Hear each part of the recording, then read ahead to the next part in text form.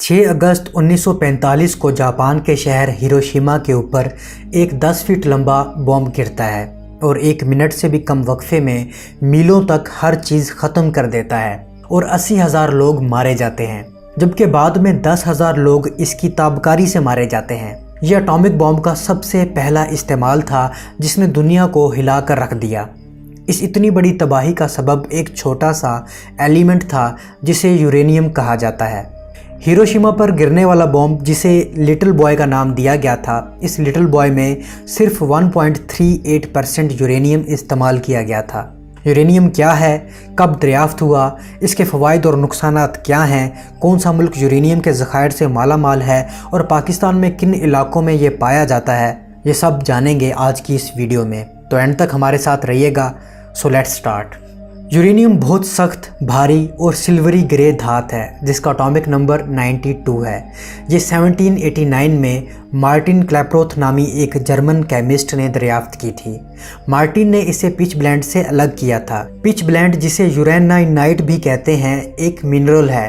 अब इस मिनरल से 3 केमिकल एलिमेंट दरियाफ्त हो चुके हैं, जो कि पहला 1789 में मार्टिन ने यूरेनियम, दूसरा फ्रांसीसी साइंटिस्ट पेरी ने पोलोनियम और तीसरा मैरी क्यूरी ने 1898 में इसी यूरेनियम से रेडियम दरियाफ्त किया था।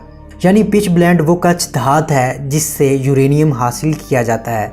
यही नहीं, यूरेनियम इसके अलावा कार्नोटाइट और कोफिनेट में भी मिलता है, लेकिन यूरेनियम की सबसे ज़्यादा मिकदार पिच ब्लेंड में पाई जाती है। जिन दूसरे ओर्स से यूरेनियम हासिल होता है उनके नाम आप स्क्रीन पर देख सकते हैं। मार्टिन ने इस नई दरियाफ्त होने वाली नई धात का नाम नए दरियाफ्त शुदा सियारे यूरेनस के नाम पर यूरान रखा, लेकिन कई सालों तक यूरेनियम की अहमियत का अंदाज़ा नहीं लगाया गया। 1896 तक यूरेनियम की प्रॉपर्टी को स्टडी ही नहीं किया गया। फिर हेनरी बैकरल ने इस पर स्टडी की और यूरेनियम में ताबकारी के रुझान को दरियाफ्त किया। फिर इन्हीं की स्टूडेंट मैरी क्यूरी और उनके हस्बैंड पेरी क्यूरी ने इस पर मज़ीद स्टडी की और तजर्बात किए और पहली बार यूरेनियम से निकलने वाली शुआओं को रेडियो एक्टिविटी का नाम दिया गया। यानी यूरेनियम ही वो पहला एलिमेंट है जिसमें सबसे पहले रेडियो एक्टिविटी डिस्कवर की गई। मैरी क्यूरी ने 1898 में यूरेनियम से एक और नए एलिमेंट की दरियाफ्त की जिसे रेडियम का नाम दिया गया। इस रेडियम को बनाने में मैरी को कई टन यूरेनियम ओर की ज़रूरत पड़ती थी, जिससे सिर्फ कुछ ग्राम रेडियम ही बनता था और यही रेडियम कैंसर के इलाज में मौसर साबित हुआ, जिसकी वजह से यूरेनियम ओर की अहमियत में इजाफा होता चला गया। रेडियम के कैंसर के इलाज में मौसर साबित होने की वजह से कई ममालिक में यूरेनियम ओर की डिस्कवरीज भी होना शुरू हो गई। मैरी क्यूरी के बाद दुनिया के कई साइंटिस्ट ने यूरेनियम पर स्टडी करना शुरू कर दिया। गाइस, नेचुरल यूरेनियम 3 आइसोटोप्स पर मुश्तमिल होता है, या आप ये कह सकते हैं कि यूरेनियम 3 इकसाम पर मुश्तमिल होता है, जो U-238, U-235 और U-234 हैं। आइसोटोप्स के बारे में बता दें कि अगर 2 या 2 से ज़्यादा एलिमेंट्स में नंबर ऑफ़ प्रोटॉन्स सेम हों लेकिन उसके नंबर ऑफ़ न्यूट्रॉन या एटॉमिक वेट मुख्तलिफ हों तो उसे आइसोटोप्स कहते हैं। जैसा कि U-238, U-234 और U-235 के नंबर ऑफ़ प्रोटॉन 92 हैं, लेकिन इनके न्यूट्रॉन्स की तादाद मुख्तलिफ है। और यूरेनियम का हर आइसोटोप रेडियो एक्टिव है, यानी अल्फ़ा, गामा, बीटा शुआएं खारिज करता है। लेकिन हमें न्यूक्लियर रिएक्टर, न्यूक्लियर वेपन और न्यूक्लियर एनर्जी के लिए यूरेनियम 235 की ज़रूरत होती है, क्योंकि ये फिजन के अमल से गुजर सकता है। 1938 में जर्मन केमिस्ट ओटो हन और उसके असिस्टेंट फ्रिटिज स्ट्रेसमैन ने यूरेनियम 235 का न्यूक्लियर फिजन किया। न्यूक्लियर फिजन एक ऐसा प्रोसेस है जिसमें एटम के न्यूक्लियस टूटकर 2 छोटे हिस्सों में तकसीम हो जाते हैं और इस प्रोसेस में बहुत ज़्यादा एनर्जी रिलीज़ होती है और यही एनर्जी वो ताकत है जो न्यूक्लियर वेपन को मुनफरिद बनाती है। 2 दिसंबर 1942 को एनरिको फर्मी ने दुनिया का पहला न्यूक्लियर रिएक्टर बनाया जिसे शिकागो पाइल 1 का नाम दिया गया। न्यूक्लियर रिएक्टर एक ऐसी डिवाइस है जो न्यूक्लियर चेन रिएक्शन पर मुश्तमिल होता है और इसे कंट्रोल करता है।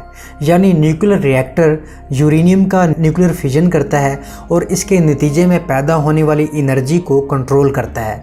आप रिएक्टर को न्यूक्लियर पावर प्लांट का दिल भी कह सकते हैं। फिजन के नतीजे में पैदा होने वाली हीट वाटर को स्टीम में कन्वर्ट करती है और ये स्टीम टरबाइन को घुमाती है जो कार्बन फ्री इलेक्ट्रिसिटी पैदा करती है। इसी तरह न्यूक्लियर वेपन या एटॉमिक बॉम्ब बनाने के लिए यूरेनियम के साथ साथ प्लूटोनियम का भी कुछ हिस्सा डाला जाता है और प्लूटोनियम भी यूरेनियम की वजह से बनता है। न्यूक्लियर पावर स्टेशन में यूरेनियम के एक टुकड़े को तकरीबन 18 माह तक बिजली पैदा करने में इस्तेमाल किया जाता है और इस दौरान इसका कुछ हिस्सा प्लूटोनियम में तब्दील हो जाता है और यही प्लूटोनियम यूरेनियम के साथ एटॉमिक बॉम्ब में यूज़ होता है। ताहम ये प्रोसेस अब तक सीक्रेट ही रखा गया है। दोस्तों, सिर्फ 1 टन यूरेनियम से 4 करोड़ किलोवाट और बिजली पैदा की जा सकती है और इतनी ही बिजली पैदा करने के लिए 16,000 टन कोयला या 80,000 बैरल तेल जलाना पड़ता है।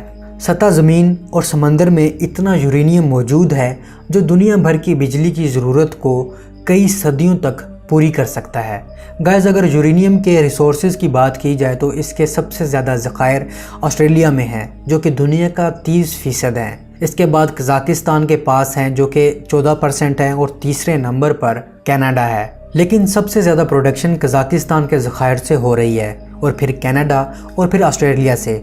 इंडिया ने साल 2019 में तकरीबन 308 टन यूरेनियम प्रोड्यूस किया था। गाइस, यूरेनियम से न्यूक्लियर रिएक्टर का सफ़र मैंने बिल्कुल आसान अल्फाज में बयान किया है, जबकि ये काम बहुत ज़्यादा पेचीदा और ख़तरनाक है।